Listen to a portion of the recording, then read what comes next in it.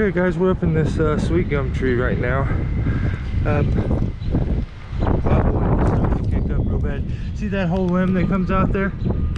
This limb right here. It goes way out over the house here. So we have some auger rings set up here, and then it goes back over to some X rings right up there, and then down to the GB bollard. I'm tied in above the X rings, and then I ran a redirect over to here, which should lower me right down to the limb we're gonna do. I'll try to set you like here so you can get some good views. I don't know, I'll try to figure out a spot for you guys. We're gonna get going. Bye.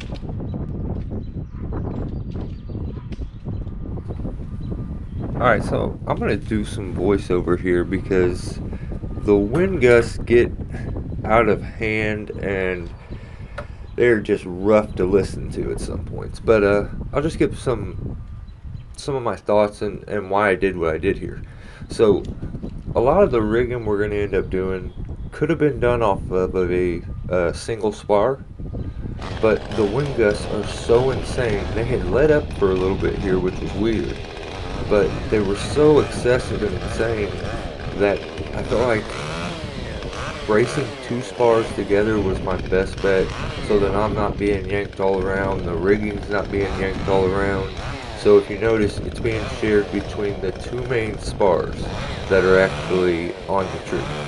So that's the main reason why it's spread out between two spars, because like I said, it could have been done off of a single spar. But another thing you notice is I am wearing my gaffs, and that's because I was gonna have to go so far out on this limb.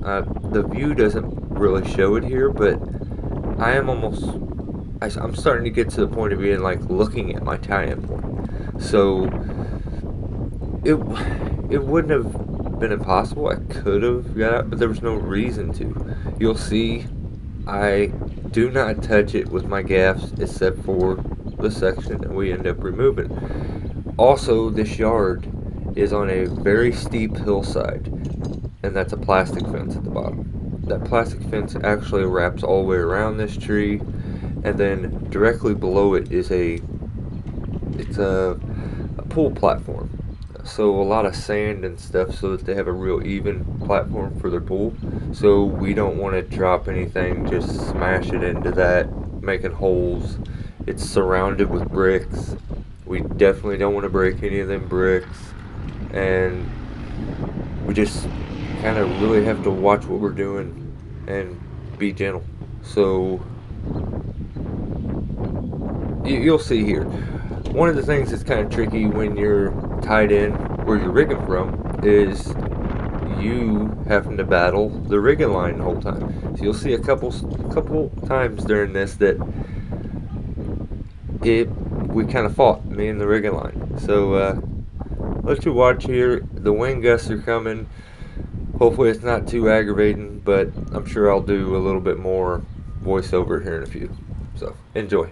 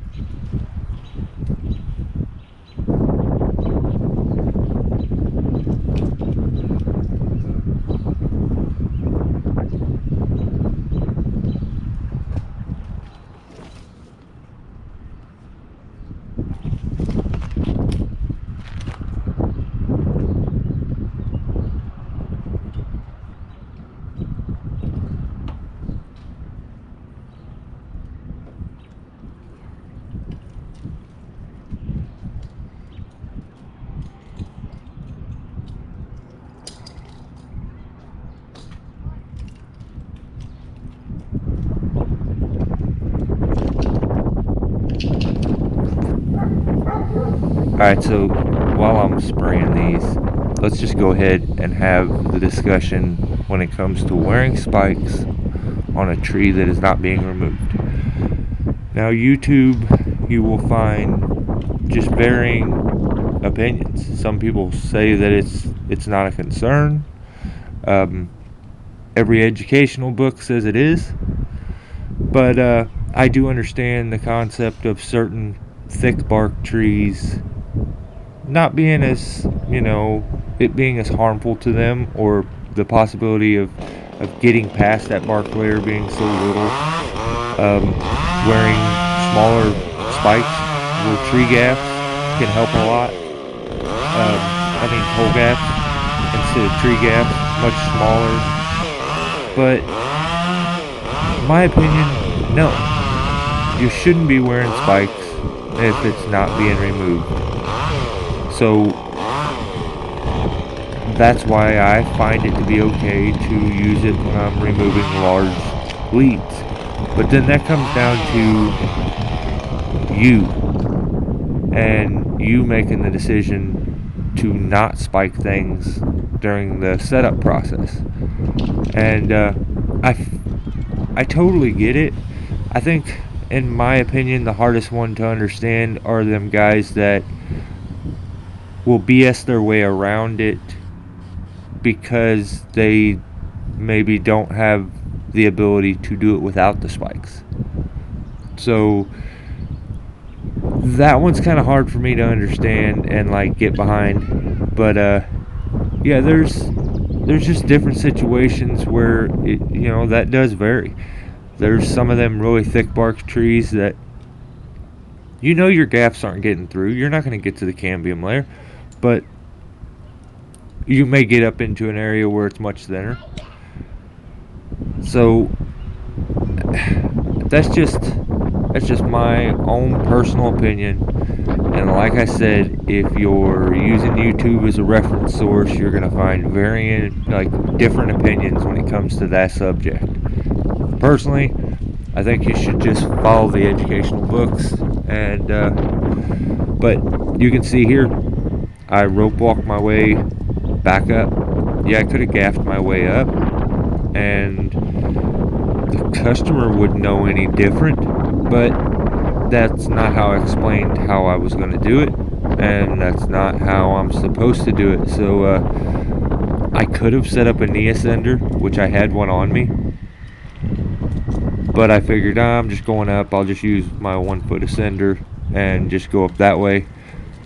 But it ended up being a lot more difficult and took longer, so I wish I just would have put my knee ascender on and rope walked up much quicker. But you just can watch me struggle until I get to the top. And I'll talk with you guys a little bit before we end this up. And that's it. I hope you guys liked it. Stay safe, and I'll catch you soon.